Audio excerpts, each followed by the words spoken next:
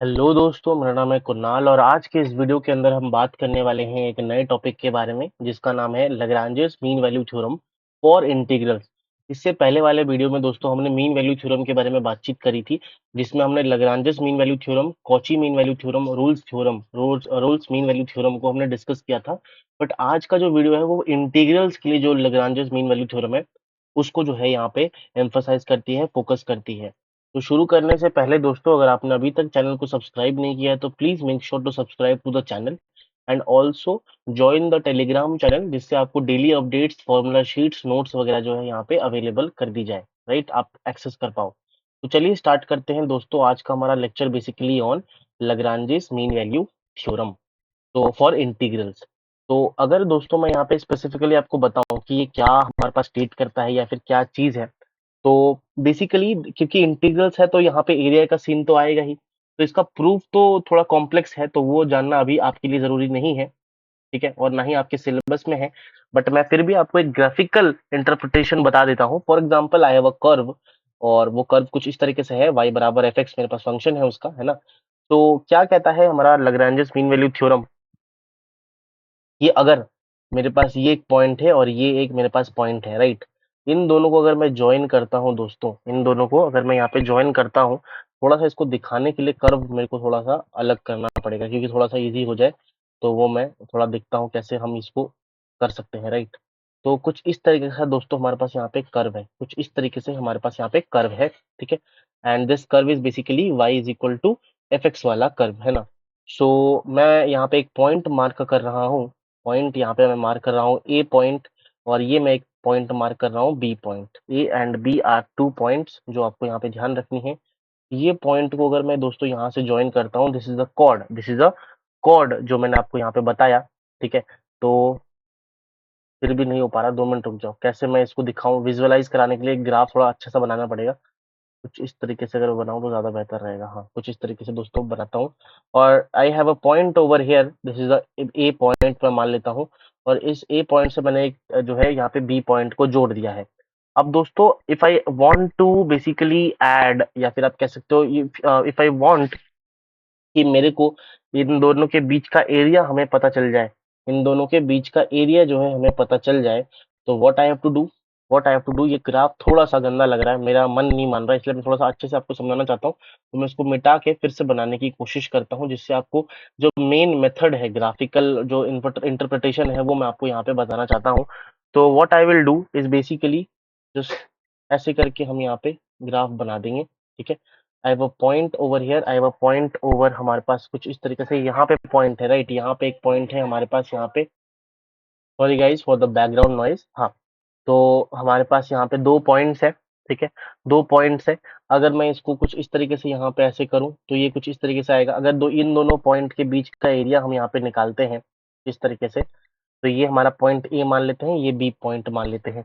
ये जो एरिया है दोस्तों, ये जो एरिया हमारे पास इधर है, राइट, कुछ इस तरीके से निकलेगा, ये एरिया कुछ इस तरीके से निकलेगा, और ये जो है हमारे पास ये टोटल एरिया होता है।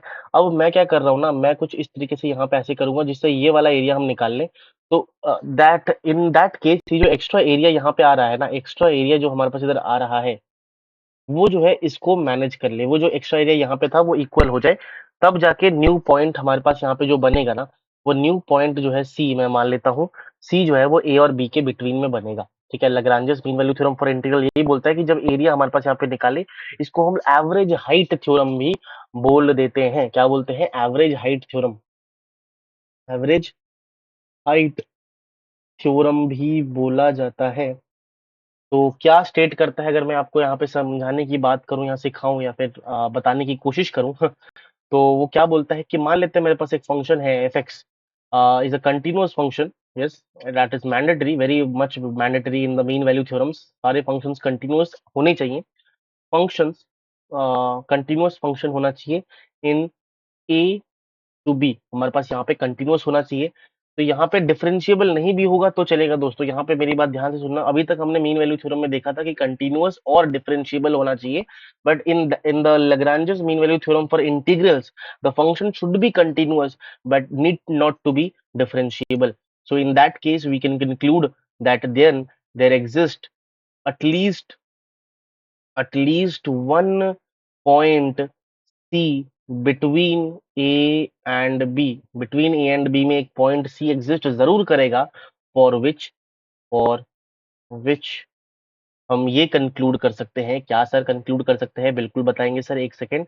एफ ऑफ सी, फंक्शन की value at point c is nothing but one upon b minus a integration of a to b f x d x का इंटीग्रेशन जब हम करेंगे ए टू बी के अंदर, this is the entire formula where where जो a है, a की value is very very very small as compare to b, this is very small.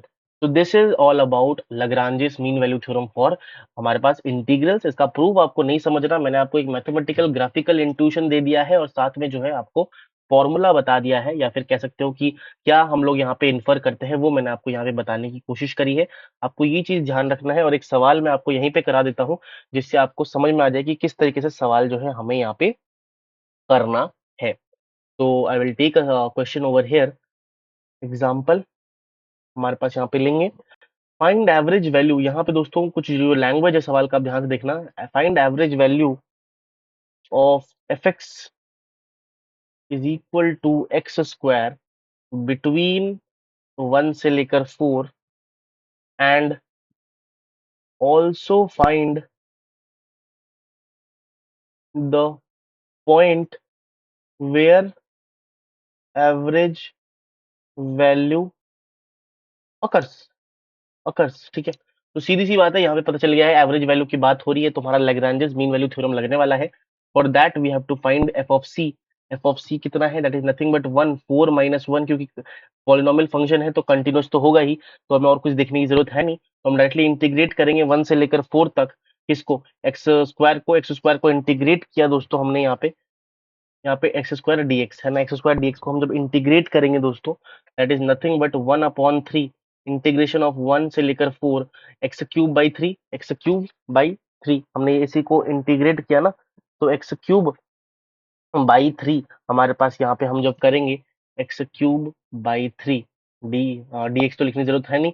तो अब जब इसको आप फाइनली इसका लिमिट पुट करोगे तो 1/3 इसका हो जाएगा 4 का क्यूब अपॉन में 3 हमारे पास यहाँ पे टोटल आप जब निकालोगे तो 8 माइनस हाफ निकाल पाओगे आप, और क्लियरली ये जो है हमारे पास 5/2 के बराबर आएगा, 5/2 के बराबर आएगा, 5/2 के बराबर हमारे पास इधर आ जाएगा। और क्लियरली दोस्तों हमारे पास आप चेक करोगे, एक जरा ध्यान से चेक करना, जो एफ ऑफ सी है दैट इज बराबर सी स्क्वायर।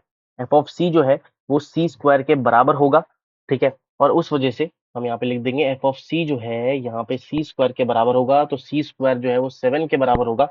ये जो है हमारे पास इन दैट केस हमारे पास यहाँ से एफ ऑफ सी 7 आता है, ठीक है। उस केस में हम यहाँ पे क्या डाल रहे हैं, सी स्क्वायर की वैल्यू 7, तो यहाँ से सी की वैल्यू प्लस और माइनस √7 आ जाएगी, और हम क्लियरली कह सकते हैं पॉइंट हमें मिल गया।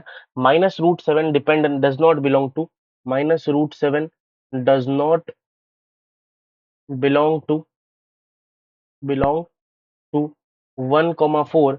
सो फाइनल जो आंसर हमारे पास इधर होगा, final answer is c is equal to √7 plus √7, ठीक है। So this is all about Lagrange's mean value theorem for integrals. दोस्तों हमने आज पूरे लग्रांजेस मीन वैल्यू थ्योरम के फॉर इंटीग्रल्स को समझा, एक क्वेश्चन के थ्रू उसको सॉल्व करने की कोशिश करी एंड जो है आंसर निकाला। So this was all about today's lecture. दोस्तों मैं उम्मीद करता हूँ आपको आज का लेक्चर बहुत ही ज्यादा पसंद आया होगा, कुछ नया सीखने को मिला होगा, नया कुछ मजा आया होगा। तो हम मिलेंगे इसके नेक्स्ट लेक्चर में, नेक्स्ट नए लेक्चर में। तब तक के लिए thank you so very much, हंसते रहिए, धमाकेदार लेक्चर में हम मिलने वाले हैं आगे। तब तक के लिए thank you so very much, bye bye.